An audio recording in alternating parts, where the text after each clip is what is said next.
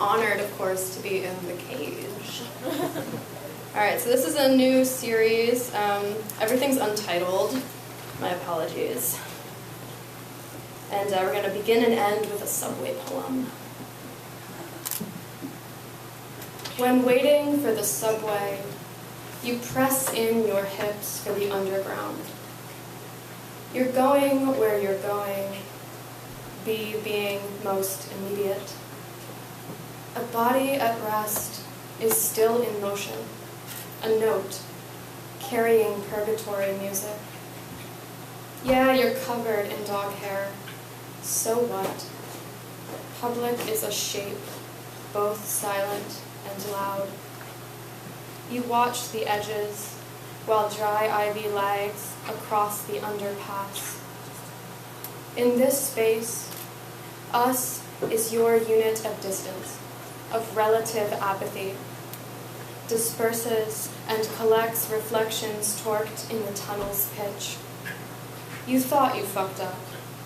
Being this safe, you don't know how it is to be bored, only disgusting. When I was young, I drew my head as a fat oval overtaking my body. Where did my head go? All these years later, it's still round, I think. Clothespins clasped down or up, hug the jute. Every touched thing is a has-been, some easier to have been if I don't memorialize the touching. Do bodies who have met their purpose ask for borders? Dust in messiness, each wisp gathered around a center I'm closed to. I convalesce. It's never evening in these chains.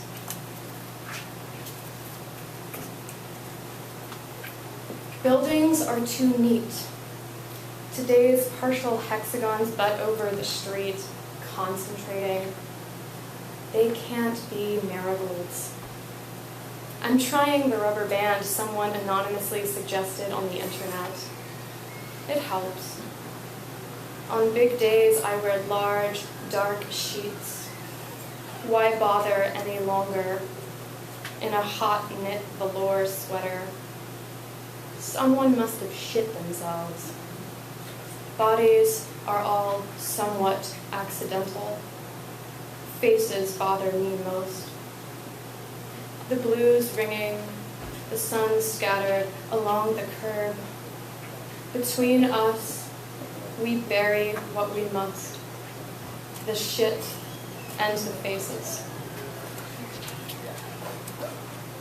You push the bookshelf flat against the wall.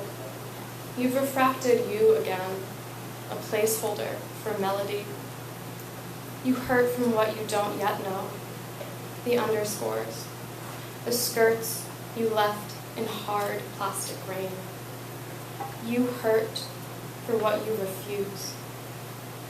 The bartender would not pour the beer your male companion ordered you while you were in the bathroom. What were you in lieu of gratitude? A clump of string where you misplaced your dead, bottled prawns. Still tell each story as a catechism, a harbor or a doll tripping over foxglove.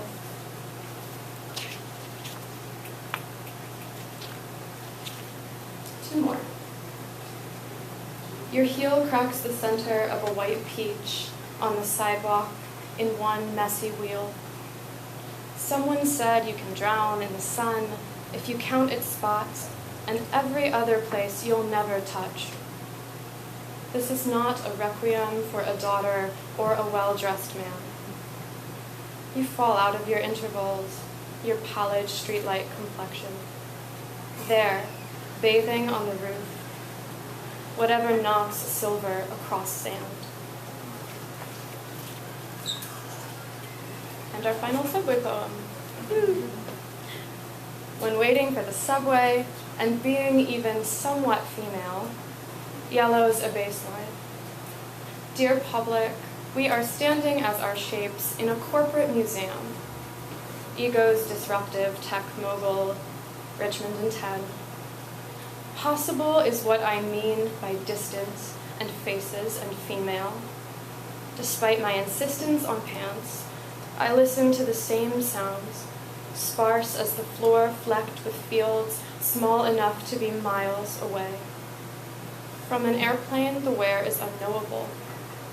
From here, a drum, a lift in what's left of my hair. I'm standing on the platform's edge, rail valley grease-cloaked below, not yet disco and moth, yet closer to where I should be. Our shapes, so exact in their nothing, no one's touching. Thank you.